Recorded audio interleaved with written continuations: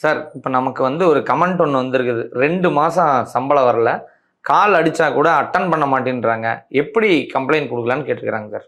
பொதுவா இந்த மாதிரி ஒரு லேபர் வேலை செஞ்சுக்கிட்டு இருக்காங்க, சம்பளம் வரல அப்படின்னா உடனே ரிசைன் பண்றேன் அப்படின்னு ரிசைன் பண்ணிட்டு வெளியில போயிடக்கூடாது. ஃபர்ஸ்ட் நிறைய பேர் செய்யற தவறு அதுதான். அந்த மாதிரி பண்ணிடக்கூடாது. அங்க இருக்கணும். ரெசிக்னேஷன் கொடுக்க வேண்டிய அவசியம் இல்லை. இல்லாம அவங்களுக்கு வந்து ஒரு வாட்ஸ்அப் மூலயமாவோ இல்லை இமெயில் மூலயமாவோ ஃபர்ஸ்ட் எடுத்தோடனே அவங்களுக்கு இந்த மாதிரி நீங்க சம்பளம் கொடுக்கல அப்படின்ற சொல்லணும். ஆதாரங்களை திரட்டிக்கணும். இந்த பே ஸ்லிப்பு இல்லை மாதம் மாதம் கொடுக்கக்கூடிய அந்த பேங்க் டிரான்ஸ்ஃபர் சமாச்சாரங்கள், அதுக்கப்புறம் இவங்களுக்கு ஏதாவது ஆஃபர் லெட்டர் இருந்தால் ஆஃபர் லெட்டர் எல்லாத்தையும் ஆதாரத்தை திரட்டி ஒன்றுனா வச்சுக்கணும். ஓகே, இவங்களுக்கு சொல்லிட்டோன்றது. அதுக்கப்புறம் ஃபர்தர் கோர்ஸ் ஆஃப் ஆக்ஷனுக்கு நம்ம போகலாம்.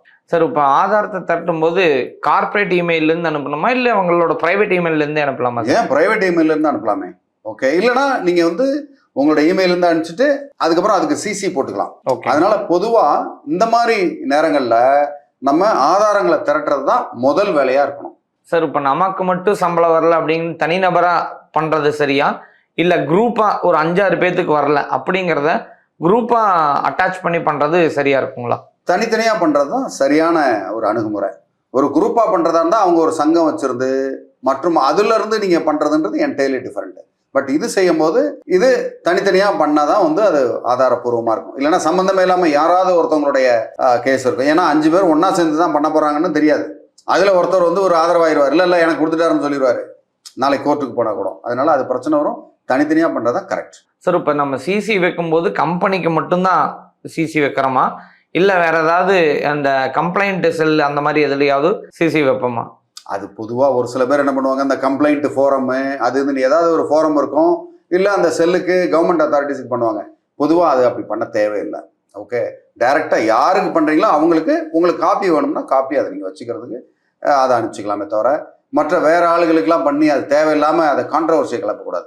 பொதுவாகவே கம்பெனிஸ் அனுப்புறீங்கன்னா அதை வந்து ஒரு மிரட்டுறதுக்காகவே இருக்கக்கூடாது, ஆதாரம் திரட்டுறதுக்காக இருக்கலாமே தவிர அது அவங்களுக்கு ஒரு ரிமைண்ட் பண்ணுறதுக்கு இருக்கலாமே தவிர நான் வந்து இங்கே கம்ப்ளைண்ட் கொடுக்க போகிறேன் அதை கம்ப்ளைண்ட் உஷார்படுத்தினா கம்பெனிக்காரங்க வேற ஏதாவது ஒன்று சொல்லி உன் வேலையில் தப்பு இருக்குது அப்படின்னு சொல்லி அவங்கள வேற ஏதாவது அக்யூஸ் பண்ணுறதுக்கும் நிறைய வாய்ப்பு இருக்குது. சார் இப்போ ஒரு சம்பளம் வரல அதெல்லாம் சரி, ஒரு 2 மாதம் அப்படிங்கிறப்ப எம்ப்ளாயி பண்ணுற மிகப்பெரிய தப்பு என்னவா இருக்கும்? அதாவது ப்ரொசீஜர்ஸில் பொதுவாக எம்ப்ளாயி வந்து நிறைய தவறுகள் செய்வாங்க.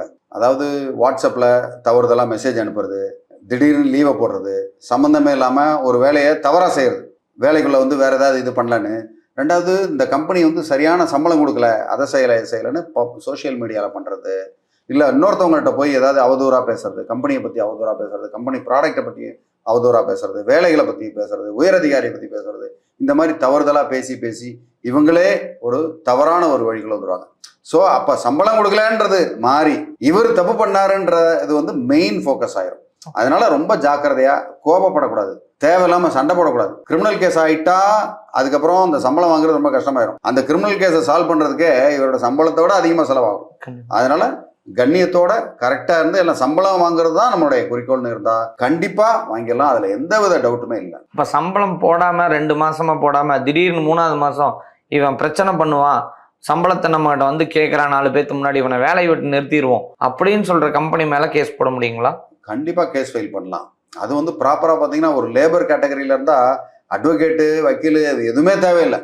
இவங்க நேரடியா லேபர் கமிஷனர்கிட்ட போய் ஒரு கம்ப்ளைண்ட்டை கொடுத்து இந்த மாதிரி எனக்கு பண்றாங்க அப்படின்னா கொஞ்சம் ஒரு கல்வி அறிவு இருக்கணும், அதை எழுத தெரியணும். அதெல்லாம் எழுத தெரிஞ்சா அவங்களுக்கு வந்து ஒன்றும் பிரச்சனை இல்லை. எழுதவே தெரியாது அப்படின்னு வரும்போது தான் அவங்களுக்கு வந்து டாக்குமெண்ட் ரைட்டு பண்றவங்களோ இல்லை அட்வொகேட்ஸோ அந்த மாதிரி தேவைப்படும். அவங்களோட உதவியோட கண்டிப்பா புகார் கொடுத்து அதை மீட்ற முடியும். இப்போ போனஸ் வர மாதிரி இவங்க கிளைமும் போக முடியுங்களா சார்? கண்டிப்பா கிளைம். ஏன்னா திடீர்னு அவங்க இஷ்டம் போல இவங்க சம்பளம் கொடுக்காதனால தான் இங்கே பிரச்சனை வருது. அதுக்கப்புறம் வேலையை விட்டு நிறுத்திட்டாங்கன்னா அதுக்குண்டான காம்பன்சேஷன் கொடுக்கணும். ஏன்னா இவரோட வாழ்வாதாரம் போகுது இல்லையா. இவர் ஒரு அடுத்த வேலையை தேடுறதுக்கு ஒரு 3 மாதம் ஆகலாம், 6 மாதம் ஆகலாம். இந்த கம்பெனி பிரச்சனைனால தான் இவர் ஆகுது. அப்படி இருக்கும்போது கண்டிப்பா ஒரு நடவடிக்கை எடுக்க முடியும். அதனால எந்த வித சந்தேகம் இல்லை. அவங்க வந்து ஆனால் அமைதியான முறையில் பண்ணணும். பல நேரங்களில் இந்த வன்முறையை கையில் எடுத்து தவறுதலாக பண்ணி கோபத்தில் செய்யக்கூடிய விளைவுகள்லாம் வந்து இவங்களுக்கு பாதகமாக முடியுது தொழிலாளிகளுக்கு. அதுதான் வந்து நான் இங்கே பார்க்குற பல குறைகள் இருக்குது. ஏன்னா நம்மகிட்ட ஃபோன்லேயே ஒரு சில பேர் பேசும்போது கோபமாக பேசுவாங்க. முதல்ல அமைதியாக இருங்க. அமைதியாக ஒரு விஷயத்தை அணுகுனீங்கன்னா உங்களுக்கு வந்து வெற்றி கிடைக்கும். அமைதியெல்லாம் பண்ணிங்கன்னா தோல்வி உங்களுக்கு முதல்லே வந்துடும். ஏன்னா ஒரு சில பேர் ரொம்ப தட்டாமுடான்னு பேசுவாங்க, பேசணுன்னே சொல்லிடுவாங்க. உங்களுக்கு ரொம்ப செலவாயிரும், இதனால உங்களுக்கு நஷ்டம் தான் வரும்னு நேரடியாக முதல்லயே சொல்லிடுறது. அது அவங்களோட ஆட்டிடியூட். அந்த ஆட்டிடியூடை மட்டும் மாற்றிக்கிட்டாங்கன்னா கண்டிப்பாக அவங்களுக்கு வந்து கிடைக்கும். சார் இப்போ ஒருவேளை உங்கள்கிட்ட கூப்பிடணும் அப்படின்னா அவங்க என்னென்ன ஆதாரங்கள் இருந்து ஒரு வக்கீல் அணுகுனா நல்லது? பொதுவாகவே இவங்க வந்து அவங்களுக்கு ரிமைண்டர் போட்டிருக்கணும். யாருக்குன்னா எம்ப்ளாயருக்கு வந்து இமெயிலோ இல்லை வாட்ஸ்அப் மெசேஜோ அனுப்பி அதுக்குண்டான ஸ்க்ரீன்ஷாட்டை வச்சுருக்கணும். அதுக்கப்புறம் அவங்களோட பே ஸ்லிப்ஸ் வச்சுருக்கணும். பே ஸ்லிப்ஸ் இல்லைன்னா கூட நீங்கள் வந்து அந்த கூகுள் பேலையோ இல்லை வேறு ஏதாவது அக்கௌண்ட் ட்ரான்ஸ்ஃபர் பண்ணியிருப்பாங்க, அக்கௌண்ட் ட்ரான்ஸ்ஃபரு, அப்புறம் அந்த ஆஃபர் லெட்டரில் உள்ளது, இதெல்லாம் வச்சுருக்கணும். ரிமைண்டர் போட்டது இது இருந்தால் போதும், வேற ஒன்றும் பெருசாக தேவையில்லை. மேலும் இது மாதிரி வேறு ஏதாவது டவுட்ஸ் இருந்து உங்களுக்கு சந்தேகங்கள் இருந்து அதில் கிளாரிஃபை வேணுமா இல்லை சம்பளத்தை மீட்டு கொடுக்கணுனாலும் தாராளமாக கமெண்ட் பண்ணுங்கள். உங்களுக்கு உதவுறது காத்துக்கிட்டு இருக்கேன். நன்றி, வணக்கம்.